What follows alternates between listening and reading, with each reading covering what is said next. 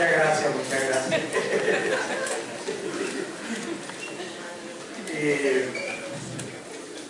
Ustedes ven que la parábola del sembrador, el Señor le gustaba hablar en parábolas. Era el modo como el Señor hablaba. Porque Dios le gusta utilizar imágenes sugestivas, imágenes, acciones, que reflejan mucho mejor las realidades invisibles, los sentimientos que están en su corazón. Por eso les hablaba en parábolas, dice el Evangelio de hoy. Por lo tanto, es el modo divino de comunicarse a los hombres, porque Dios le gusta que a través de lo visible nosotros nos elevemos al amor de lo invisible. Es el modo divino de hablar. Por eso hay algunos que tienen una especie de mirada artificial, que ven y oyen sin ver ni entender el significado que está detrás de los signos y palabras que el Señor intenta comunicar. Y citando al profeta Isaías, el Señor dice: porque tienen embotado el corazón.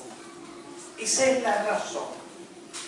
Tienen embotado el corazón y su mirada y su escuchar es superficial.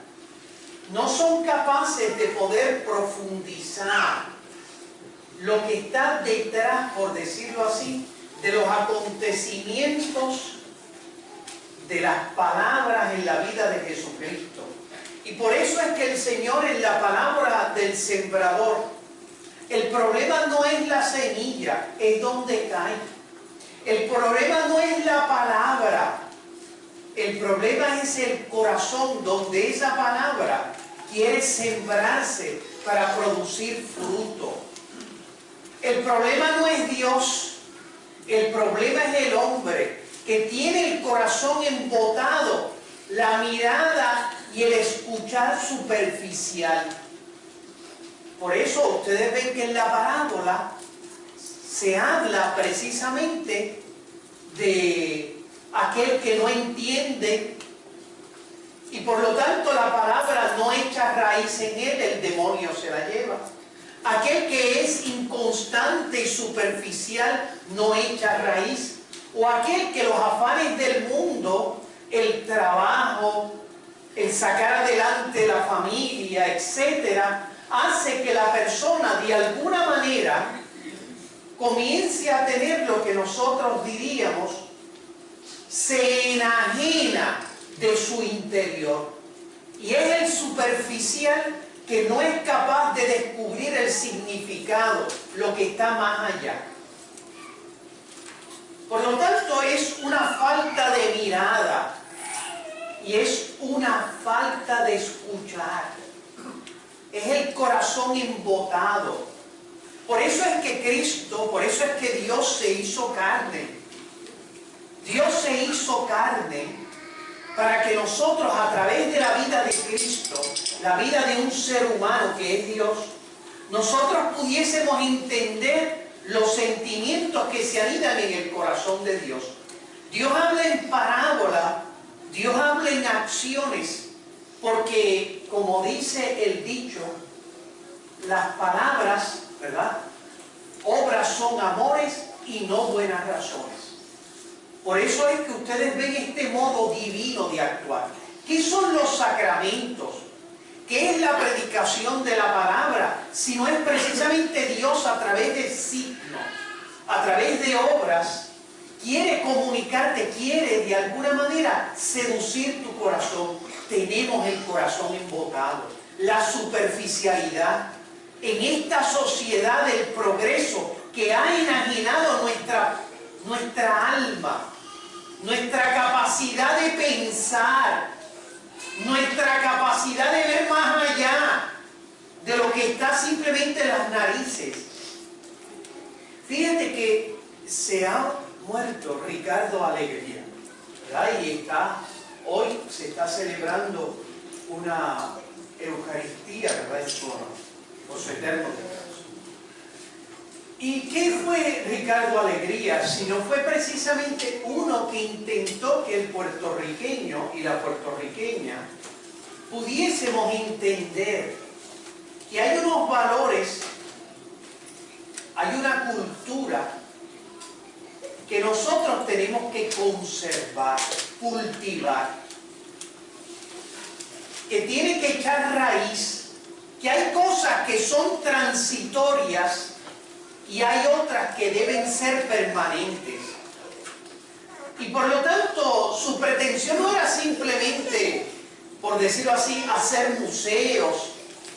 No, su pretensión era que el puertorriqueño, que en la década del 50 salía de pobreza extrema y comenzaba una sociedad del progreso y desarrollo económico, una sociedad de la modernidad, se diera cuenta que sin duda hay cosas que son transitorias, pero hay cosas que deben ser permanentes. Que el espíritu, que de alguna manera aquello que dice el Señor en el Evangelio, ¿de qué le vale al hombre ganar el mundo entero si pierde su alma? Nosotros, como no hemos sabido hacer la transición entre lo transitorio y lo permanente, nosotros en este país tenemos un tranque social, una crisis que se manifiesta en que la institución del matrimonio ha perdido prestigio porque ya no somos capaces de valorar su significado. Y no solamente eso, cuando tú miras la violencia, las drogas, el alcoholismo, la tasa de suicidios, en una sociedad donde los niños de 14 años, el último suicidio, ya no descubren sentido a la vida. Porque ¿qué es el que se suicida? El que no es capaz de afrontar las dificultades de la vida con un significado, por decirlo de alguna manera, con un propósito. Cuando tú pierdes la brújula del propósito en tu vida, comienza tu barco a estar a la deriva. El suicidio es el hundimiento de la capacidad del ser humano de construirse un futuro digno. No hay propósito, no encuentro sentido. Lo más terrible de un ser humano no es no tener que comer. Lo más terrible de un ser humano no es sufrir. Lo más terrible de un ser humano no es incluso estar preso. Es perder el sentido de la vida.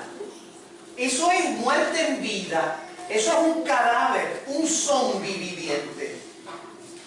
Uno de los psicólogos que abrió una nueva escuela de psicología que se llama la logoterapia, descubrió que en los campos de concentración los que sobrevivieron no eran los fuertes, gordos y colorados. No era una cuestión de comer o no comer. No era ese sufrimiento infernal. Eran los que sobrevivieron, eran los que encontraron un sentido a su sufrimiento. Los que no encontraron sentido a su sufrimiento, murieron.